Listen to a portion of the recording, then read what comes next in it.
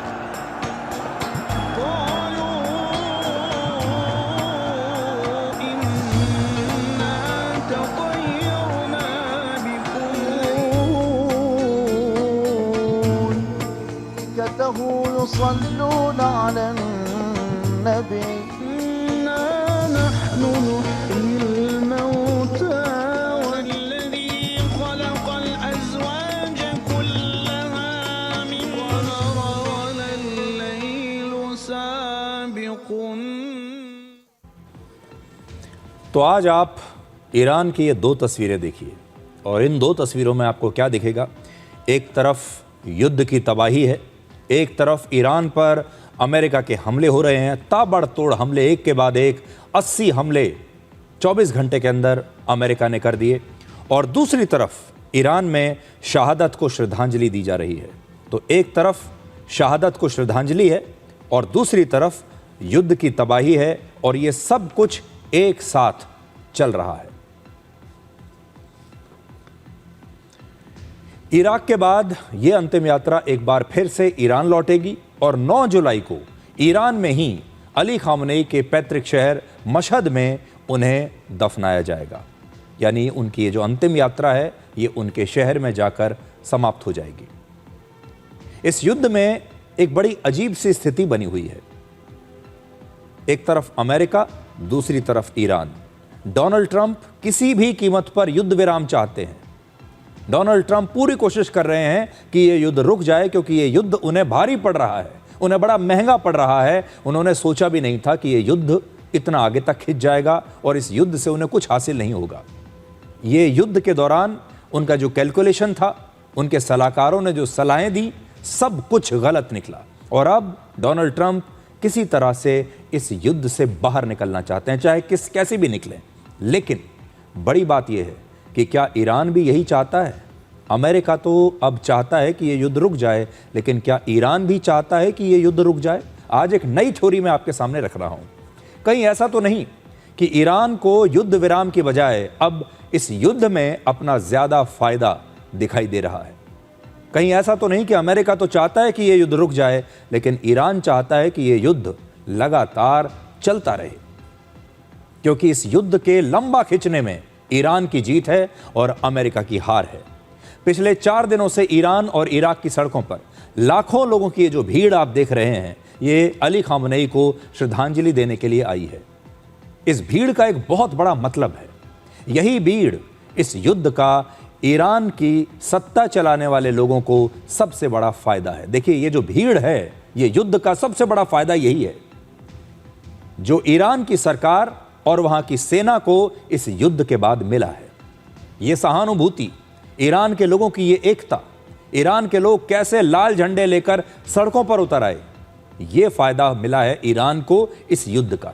America के हमले से पहले ईरान की जनता वहां की सत्ता का विरोध कर रही थी, अली खामनेई को हटाना चाहती थी।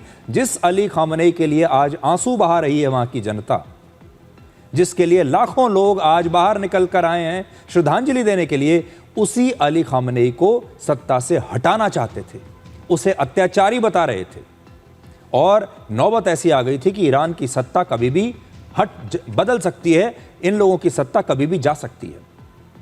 लेकिन इस युद्ध के जरिए अमेरिका ने ईरान को बहुत बड़ा फायदा पहुंचा दिया। इस युद्ध ने ईरान की जनता को इस सत्ता के पक्ष में, अपनी सेना के पक्ष में एकजुट कर दिया। इसका सबसे बड़ा फायदा ईरान की मौजूदा सेना यानी इस्लामिक रिवॉल्यूशनरी गार्ड कोर को मिल रहा है। IRGC को इसका सबसे बड़ा लाभ मिल रहा है, क्योंकि जब भी किसी देश में कोई युद्ध होता है तब वहां की सेना को सबसे ज़्यादा फायदा होता है, क्योंकि ऐसे समय में सेना का प्रभाव, सेना की ताकतें, सेना की शक्तियां बढ़ जाती हैं। और इस समय ईरान की सेना ही वहां के पूरे सिस्टम को कंट्रोल कर रही है। जैसे जैसे ये युद्ध आगे बढ़ रहा है, वैसे वैसे ईरान की सेना का जो कंट्रोल है ईरान पर, ईरान की सत्ता पर, वो लगातार मजबूत होता जा रहा है। और आज ईरान की पूरी सत्ता को IRGC यानी वहां की जो सेना है वो चला रही है। खास बात यह है कि ईरान के नए सुप्रीम लीडर मुज्तबा खामनेई भी ईरान की सत्ता से कहीं दूर बैठे हैं। किसी ने उन्हें देखा नहीं, कोई नहीं जानता कि वो किस स्थिति में हैं। लोग कहते हैं कि वो बहुत बुरी तरीके से घायल हैं और इसीलिए वो सार्वजनिक रूप से कहीं दिखाई नहीं दे सकते, किसी के सामने आ नहीं सकते।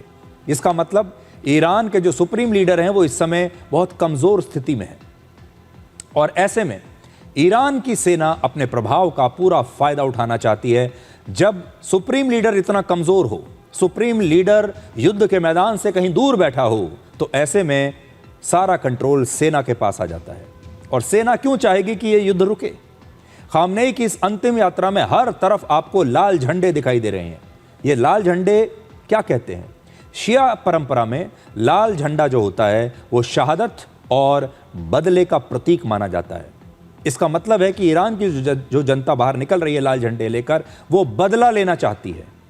अली खामनेई की जो शहादत हुई है वो चाहती है कि ईरान की सेना उसका बदला ले। ये एक माहौल ईरान में इस समय बन चुका है पूरे देश में, और ये माहौल, बदले का ये जो माहौल है, ये वहां की सेना को पूरा फायदा देता है। अब ईरान की सेना को ऐसा लग रहा होगा कि ईरान की जनता भी इस युद्ध के पक्ष में है और ईरान की जनता भी अब बदला लेना चाहती है। इसीलिए ईरान बातचीत की बजाय अमेरिका के हमलों का करारा जवाब दे रहा है। अमेरिका को कई बार वो ऐसा लगता है कि आमंत्रित कर रहा है कि आप हमला कीजिए, और इसीलिए ईरान अमेरिका के सामने झुकने के लिए बिल्कुल तैयार नहीं है। आपने देखा होगा अमेरिका और डोनाल्ड ट्रंप लगातार कोशिश कर रहे हैं, कभी यहाँ जाते हैं, कभी वहाँ जाते हैं, कभी बीच में मध्यस्थ को लेकर आते हैं और वो चाहते हैं कि किसी भी प्रकार से समझौता हो जाए, युद्ध रुके और मेरा पीछा छूटे। लेकिन ईरान आता है, ईरान के नेता समझौते की बात भी करते हैं, साइन करके भी डॉक्यूमेंट को चले जाते हैं और फिर अगले ही दिन कुछ ऐसा कर देते हैं कि अमेरिका को यह युद्ध दोबारा शुरू करना पड़े। इसलिए कई बार ऐसा शक होता है कि शायद ईरान ऐसा चाहता ही नहीं है। और बड़ी बात यह है कि जब तक अली खामनेई जैसे शक्तिशाली सुप्रीम लीडर ईरान में थे तो वो सबको कंट्रोल में रखते थे, सबको साथ में लेकर चलते थे। तब वहाँ की सेना का पूरा कंट्रोल नहीं था क्योंकि उनके ऊपर एक बहुत ही शक्तिशाली नेता बैठा था। अब उस शक्तिशाली नेता की जो छत्र छाया है वो हट चुकी है।